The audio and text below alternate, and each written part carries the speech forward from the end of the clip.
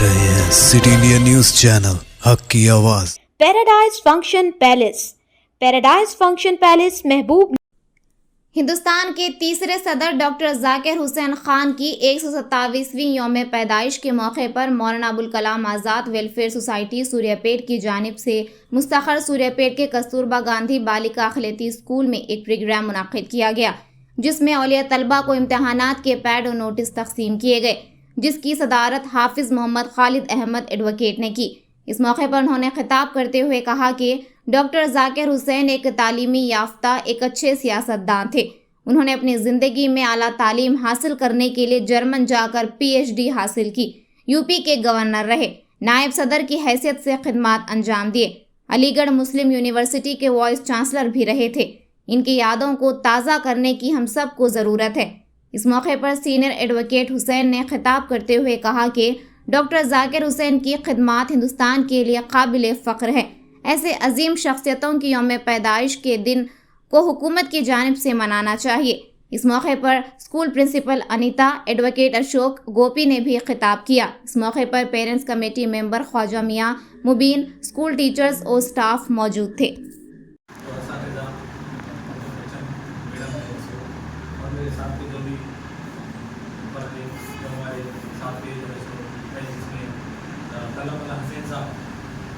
Advocate भी है और माला महानाडू के स्टेट प्रेसिडेंट है, और इसके साथ साथ अम्बेडकरिज्म के बारे में आप बहुत काम करते रहते हैं, और उसके मुताबिक आपकी तरफ से किताबें भी लाए हैं आपको मेरी तरफ से, और इसके साथ साथ वो भी है कुल विवक्षा प्रवाह समिति में से जो जात पात का कोई नहीं रहना, हम सब मिलकर रहना, हम सब आगे बढ़ना, आइडियल की तरफ से जो काम करने वाले हैं वो है। और उसके बाद हमारे एडवोकेट है, हमारे मुबी भाई है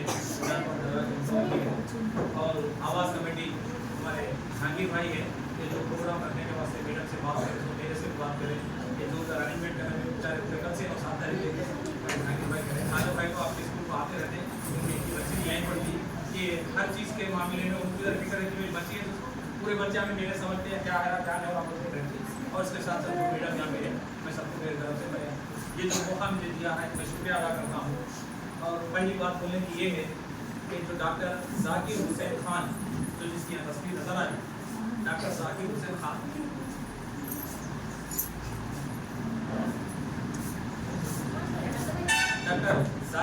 खान जो प्रेसिडेंट ऑफ इंडिया, सदर हिंदुस्तान थे यूपी से, यानी फ्रीडम आने के बाद जो प्रेसिडेंट ऑफ इंडिया बने, जो सदर बने, इसमें तीसरे मरतबा तो सदर बने।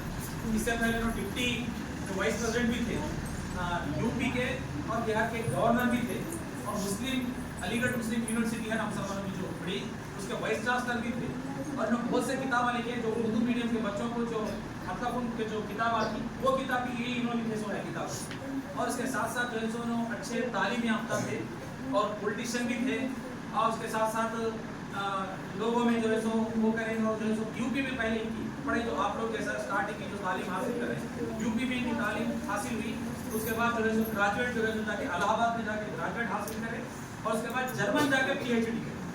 वो ज़माने में जर्मन कंट्री को जाना, मुल्क का PhD हासिल करना, और उसके बाद हिंदुस्तान को आना, हिंदुस्तान में कौम की लीडरी करना कि आज हमारे हिंदुस्तान के मुसलमान हैं, मुसलमान बच्चे आगे बढ़ना, पढ़ना, उन लोगों के वास्ते कुछ यानी गवर्नमेंट के उसमें अहम रोल अदा करे।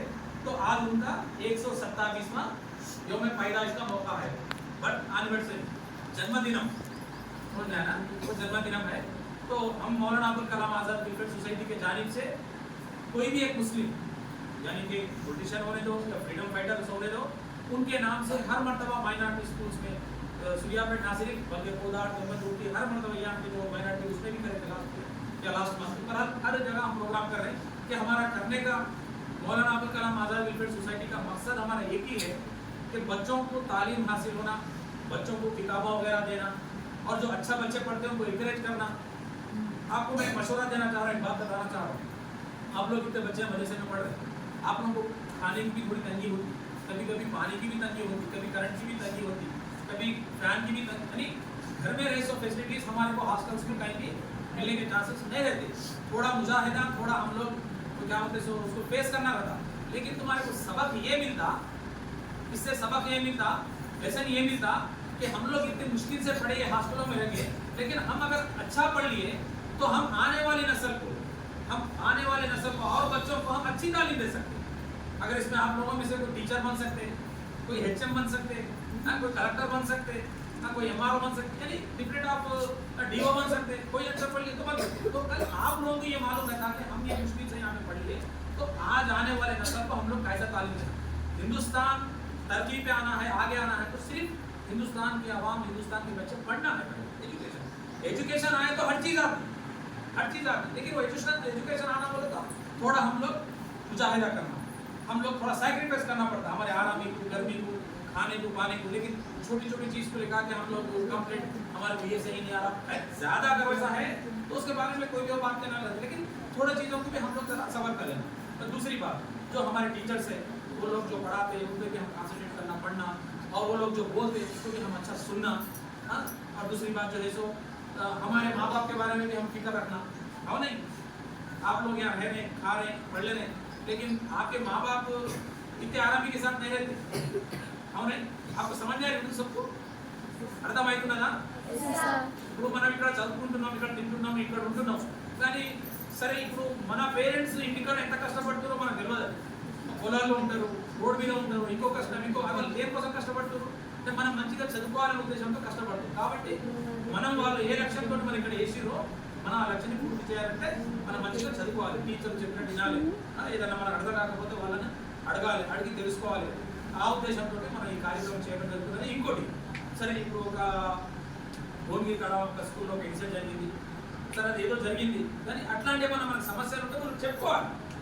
మనం ఏదో చేసుకోవాలి, అది చేసుకోవాలి, వాళ్ళు కొట్టాలి, లేకపోతే మనం ఏదో మనం చేసుకోవాలి కాదు.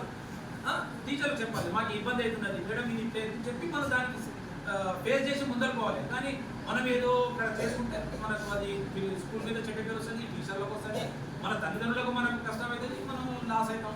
దేనితోటైనా అట్లాంటి చేయకుండా ఏ సమస్య కూడా మీ టీచర్లకు చెప్పుకోవచ్చు, వాళ్ళు కూడా మీరు సాల్వ్ చేస్తూ ఉంటారు. ఇంకా పాత టీచర్స్ కూడా ఉన్నారు, అంటే అక్కడి నుంచి వాళ్ళు అప్పటి చేసుకుంటూ వస్తున్నట్టే వాళ్ళు సక్రమంగా ఉంటారు కాబట్టి ఇక్కడ దాకా చేసుకుంటూ వస్తుంది.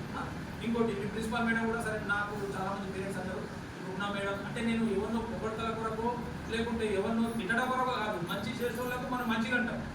మనం ఇంత దూరం వచ్చినాం, మాకు ఏం అవసరం, దేని కొరకు వచ్చినాం అంటే మన స్కూల్స్, మన పిల్లలు అన్నట్టు ఉద్దేశంతో వచ్చినాం. కాబట్టి మంచి చేసే వాళ్ళకు మనం అప్లై చేస్తాం.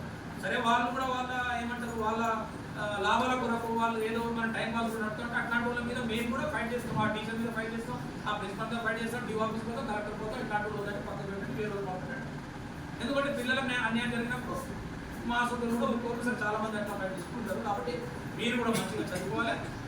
మీకు మా సొసైటీ పట్ల ఎందుకంటే all the best. 10th exams వస్తున్నాయి, అందరు పిల్లలు 23 మెంబర్స్గా ఎగ్జామ్ అవుతూ 23 గ్రాడ్ తెచ్చిన మేము ప్రతి ఒక్క పిల్లలు కూడా పాస్ కావాలని నేను మీకు ఆహ్వానం